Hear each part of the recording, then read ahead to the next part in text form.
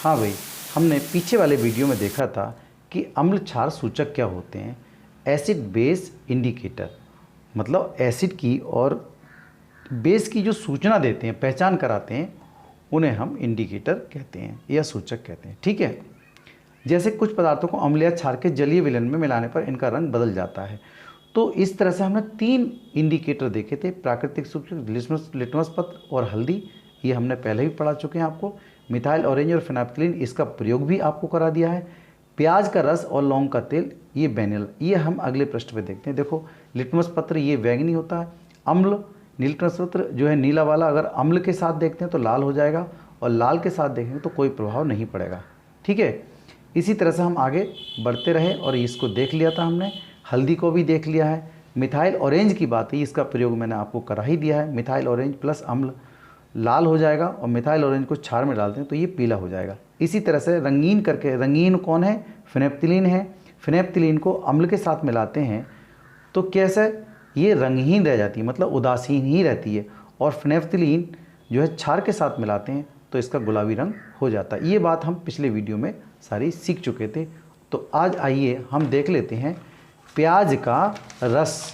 जो आपका पिछला हिस्सा छूट गया था उसी की बात मैं कर रहा हूँ। प्याज का रस मतलब प्याज में किस तरह की गंध आएगी। अगर अम्ल के साथ मिला देते हैं तो प्याज की गंध आती रहेगी भाई। वो हमें ऐसा लगेगा कि प्याज की गंध आ रही है, इससे अम्ल का कोई प्रभाव नहीं पड़ा। और प्याज की गंध अगर क्षार के साथ मिला दी जाए, मतलब क्षार उसके साथ मिला दिया जाए प्याज के साथ, प्याज के रस के साथ, तो प्याज की खुशबू समाप्त हो जाती है। प्याज की गंध जो है वो समाप्त हो जाती है। इसी तरह से आगे देखिए, लौंग का तेल, या इसको वेनिला बोल रहे हैं। तेल जो है वो अम्ल के साथ इसका कोई प्रभाव नहीं पड़ता। अगर तेल जो है वो डाल दिया हमने अम्ल के साथ तो इसका कोई भी इफेक्ट नहीं पड़ेगा, वैसे की वैसी खुशबू आती रहेगी। और तेल यदि क्षार के साथ मिला दिया जाए तो गंध ही उसकी समाप्त हो जाएगी। लौंग के तेल की गंध आती है नहीं आती है, उसी की बात हो रही। अब देखो, आपने अभी अभी सीखा था पीछे कि भाई अम्ल जो है खट्टे होते हैं और जो नीले लिटमस पत्र को लाल कर देते हैं अम्ल कहलाते हैं। तो हम दूसरी डेफिनेशन को देखना चाह रहे हैं जो आपको बहुत ज़्यादा बोर्ड में पूछी जाती है कि अम्ल किसे कहते हैं आर्नियस के अनुसार। चलो देख लेते हैं। अम्ल, एसिड, वे पदार्थ जो जलीय विलयन में हाइड्रोजन आयन देते हैं, धनायन देते हैं। इसके अतिरिक्त और कोई धनायन नहीं देते, अम्ल कहता है। बहुत बढ़िया। मतलब अगर एक पुड़िया हम एसिड की लें और उसको जल में मिलाएं, एक पुड़िया है, एक चुटकी लें और इसको जल में मिलाएं, इस तरह से जल में मिलाएं तो इसके अंदर H आयन निकलना शुरू हो जाएंगे। तो हम समझ लेंगे कि दी हुई पुड़िया जो है वो कैसी है, अम्ल की है। आगे जैसे HCl जल के साथ मिलाएंगे तो H आयन अलग निकलेगा और Cl अलग हो जाएगी। तो ये H आयन इन्होंने दे दिया।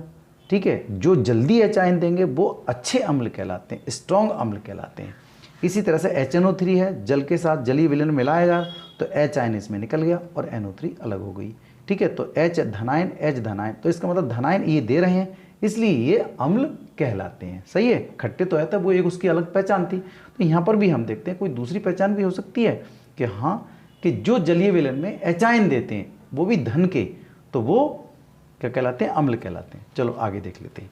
किंतु हाइड्रोजन आयन H धनायन जलीय विलयन में स्वतंत्र नहीं रह सकता। तो ये क्योंकि जल में पड़ा है ना, तो जल में पड़ा, इसका मतलब क्या हुआ, वो घूमता रहेगा, जल में घूमता रहेगा तो फिर रह सकता। ये जल के अणु के साथ संयोग करके, जल के अणु के साथ मिल जाए, क्योंकि जल पड़ा है ना इसके अंदर तो भाई जल है, ये जल है, तो ये क्या होगा, ये H2 के साथ मिल जाता है और मिलकर के 3 बना देता है H3।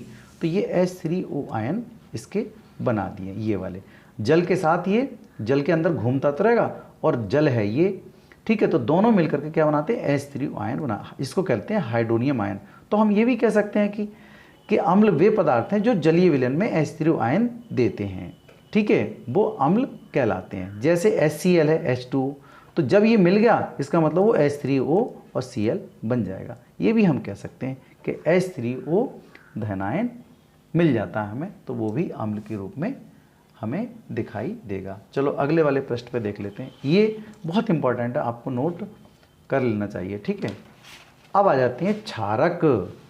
क्षारक की परिभाषा आर्नियस के अनुसार ही देख रहे हैं भाई, ध्यान रखो, ठीक है। क्षारक की परिभाषा हम आर्नियस के अनुसार देख रहे हैं। कैसे करके है देखो, वे यौगिक जो जलीय विलयन में या वे पदार्थ जो जलीय विलयन में हाइड्रॉक्सिल आयन, मतलब हाइड्रॉक्सिल कह रहे हैं हम OH आयन देते हैं, हाइड्रॉक्सिल आयन के अतिरिक्त तो और कोई ऋणायन नहीं देते, क्षारक कहलाते हैं।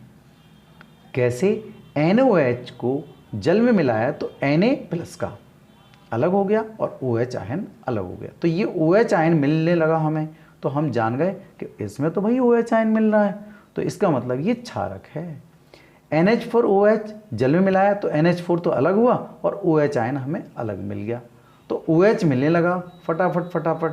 तो जो जल्दी OH आयन दे देते हैं वो अच्छे क्षारक कहलाते हैं, सही है। तो इसमें NaOH बहुत जल्दी OH आयन देता है, वो भी ऋण का है ना, तो ये क्या कहलाएगा, फिर ये क्षारक कहलाएगा।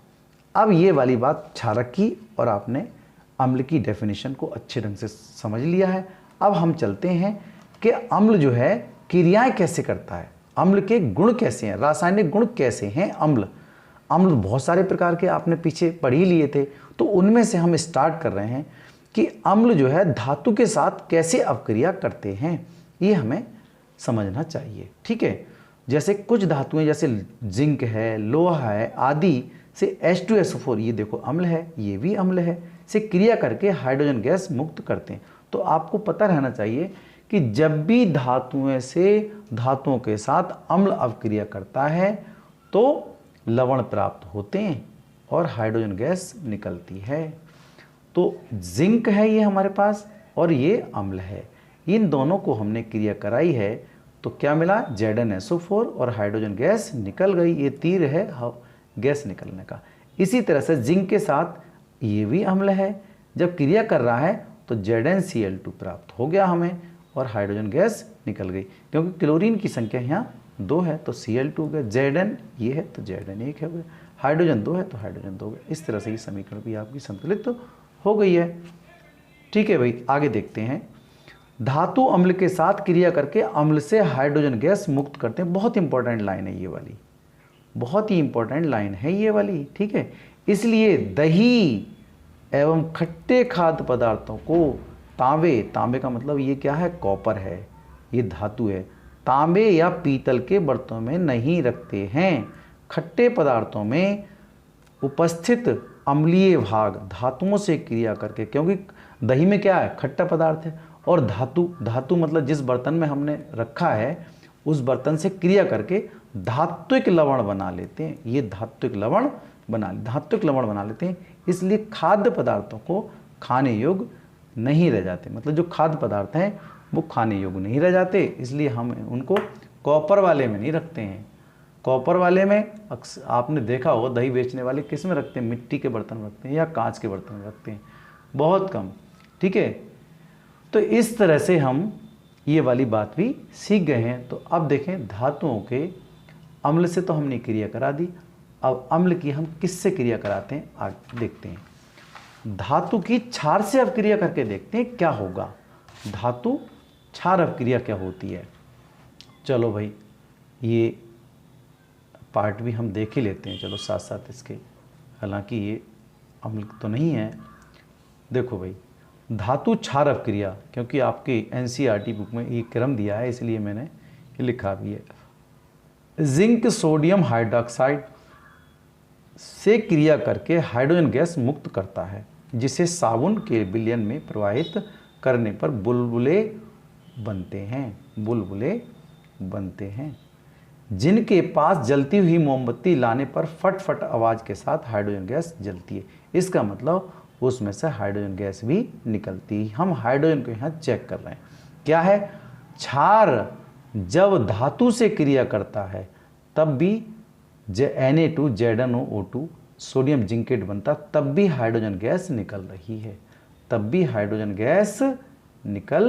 रही है। समझ में आ रही होगी आपके बात, ठीक है। मतलब हमने क्या देखा था, धातु अम्ल से क्रिया करते हैं तो हाइड्रोजन गैस निकलती, और क्षार जो है वो इससे क्रिया कर रहे हैं। कौन है ये क्षार है और ये है धातु। तो क्षार धातु से क्रिया कर रही है तब भी हाइड्रोजन गैस मुक्त हो रही है। ठीक है, परंतु ऐसी अपक्रियाएं सभी धातुओं में संभव नहीं होती। ये बात बहुत इंपॉर्टेंट है भाई। कभी आप हर एक धातु की बात करने लगे कि चलो भाई हर एक के साथ ऐसा होता है। ठीक है, अब आते हैं हम अम्ल के साथ धातु कार्बोनेट और धातु हाइड्रोजन कार्बोनेट की अपक्रियाएं कौन सी होती। बड़ा ही इंपॉर्टेंट भाग है भाई। देखो, आपको नोट करना चाहिए, समझना भी चाहिए। कोई बात समझ में नहीं आती है तो मुझे ज़रूर बताएं। देखो, धातु कार्बोनेट का सूत्र मुझे पता होना चाहिए। धातु कार्बोनेट ये है, धातु ये है, कार्बोनेट ये है। और धातु हाइड्रोजन कार्बोनेट क्या है? धातु हाइड्रोजन कार्बोनेट ये है धातु, धातु मतलब Na सोडियम, और ये क्या है? हाइड्रोजन, और ये है कार्बोनेट। ये है धातु कार्बोनेट और ये है धातु हाइड्रोजन कार्बोनेट। हम किसी करें अम्ल के साथ धातु कार्बोनेट और धातु हाइड्रोजन कार्बोनेट की अपक्रिया करा रहे हैं तो दो प्रकार की, दो चीज़ों से, मतलब धातु कार्बोनेट से और धातु हाइड्रोजन कार्बोनेट से। ये भैया ये वाला देखो, ये खाने वाला सोडा है और ये कपड़े धुलने वाला सोडा है। मैं ये बात भी बता दे रहा हूँ आपको। ठीक है, ये धावन सोडा, ये खाने वाला सोडा। किसकी क्रिया करा रहे हैं? HCl की। HCl अम्ल है, क्या बना? NaCl, ये बना लवण, और क्या मिला? पानी, जल और CO2 गैस बाहर निकल रही है। सही है भाई। अगला देखें, NaSCO3, ये क्या है? धातु हाइड्रोजन कार्बोनेट, जिसको हम सोडियम बाइकार्बोनेट भी बोलते हैं। HCl मतलब अम्ल से क्रिया करता है तो क्या बना? तब भी हमें नमक प्राप्त हुआ, मतलब लवण प्राप्त हुआ, और पानी प्राप्त हुआ, और CO2 प्राप्त हुआ। सही है। दोनों ही बहुत बढ़िया इंपॉर्टेंट ट्रिक्स है ना, बहुत ज़्यादा बार पूछी जाती हैं ये एग्जाम में। उपरोक्त कार्बन डाइऑक्साइड गैस को चूने के जल में प्रवाहित करने पर दूधिया रंग का CaCO3 का अपक्षेप बनता है। देखो, अगर ये जो CO2 थी, ये CO2 हम किस में डालें? चूने के पानी में डाल दिया। ये जो CO2 मिली थी हमें, ये वाली ऊपर, ये किस में? चूने के पानी में हम डाल रहे हैं इसे, CaOH चूने के पानी में डाल रहे हैं तो क्या बना? CaCO3 श्वेत अपक्षेप कैल्शियम कार्बोनेट, और मिला हमें जल। ठीक है, ये ठोस के रूप में नीचे बैठ जाता है। मतलब जो CO2 निकल रही थी, जो CO2 बनी है इसके साथ, उसकी बात कर रहा हूं मैं। ठीक है भाई।